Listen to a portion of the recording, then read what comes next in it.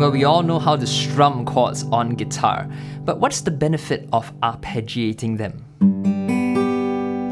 Especially in solo fingerstyle guitar playing. Well, today we're going to be looking at what these benefits are and how you can use arpeggiation to achieve greater clarity by thinning out your musical texture.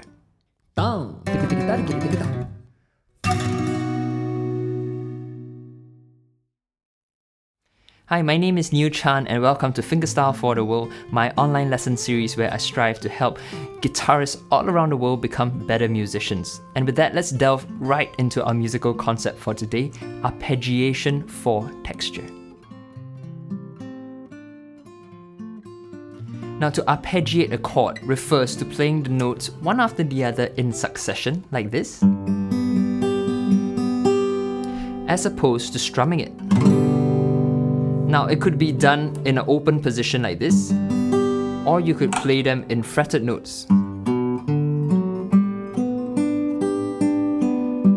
This is both arpeggiation. So what's the difference musically? Well, if you don't arpeggiate your chords, meaning you strum or play multiple notes at the same time, that's exactly what happens. You have multiple notes sounding at the same time. And what happens is that you start to listen to your chord as an entire entity in itself, rather than the components that it is comprised of. But if you arpeggiate the chord, or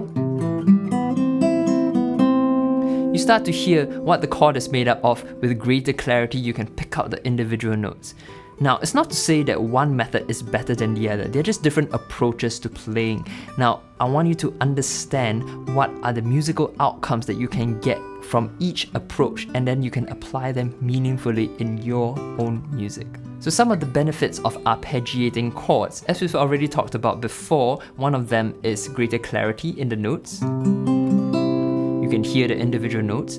And another important one is the sense of movement when you start to arpeggiate the chords. So if you don't arpeggiate, you might play something like this. Alright, so there's definitely movement in there, but compare it to arpeggiating like this.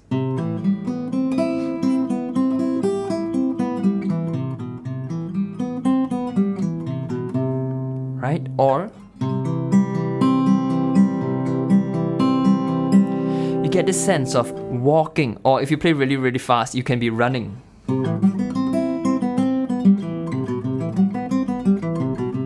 Alright, so there's a sense of movement that you can apply in your own music through arpeggiating. And the last one that I want to talk about today is greater control over the articulation of each note. For example,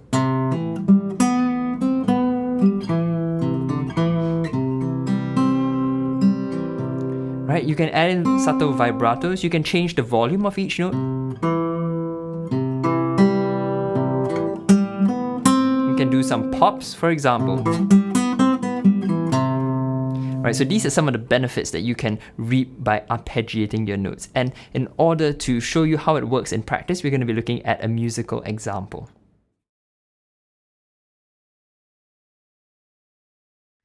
So today's example is my fingerstyle arrangement of the traditional hymn, How Firm a Foundation. And I want you to listen to how, as I arpeggiate, the chord changes.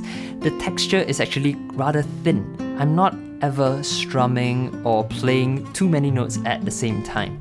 Also, I want you to feel this brisk sort of walking pace because I'm constantly arpeggiating the chords. So this is How Firm a Foundation.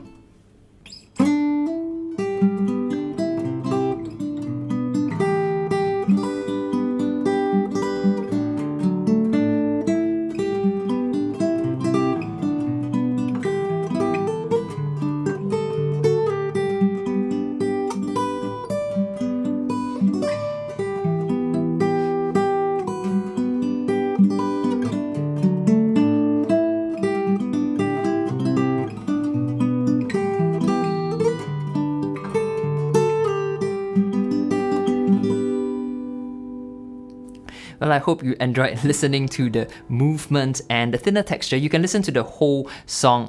The link of the video is in the description below. But with that, I'm going to go straight into our musical example so that you can apply these techniques yourself.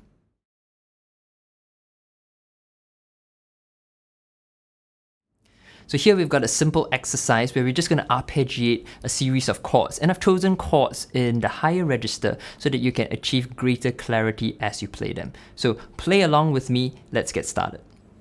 So we're starting with an E major chord barring on the 7th fret.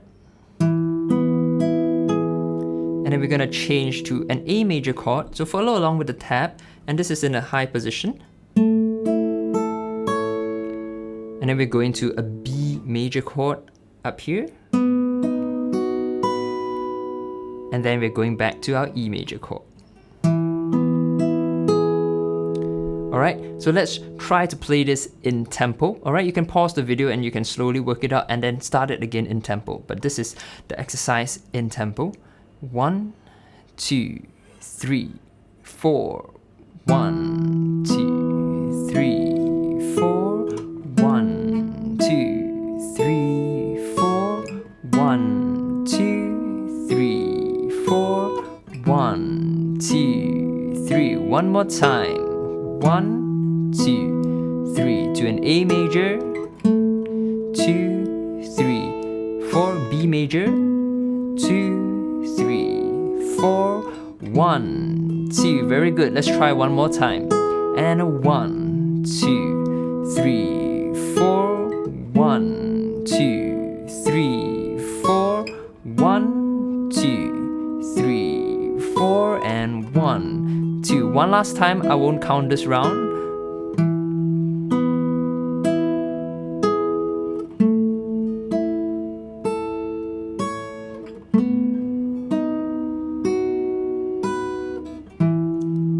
And then we end on a strum.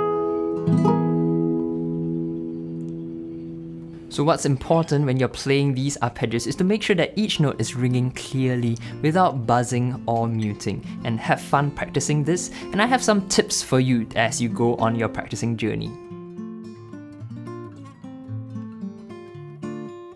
Now, just remember, as you're practicing, that you are a musician and not just a machine who's playing certain frets in a certain way, alright? You need to focus on the musical elements, the benefits that we talked about in playing arpeggios, right? Greater clarity, sense of movement, and articulation of the notes. You can control the dynamics, how loud, how soft, or you can add in some subtle vibratos in there.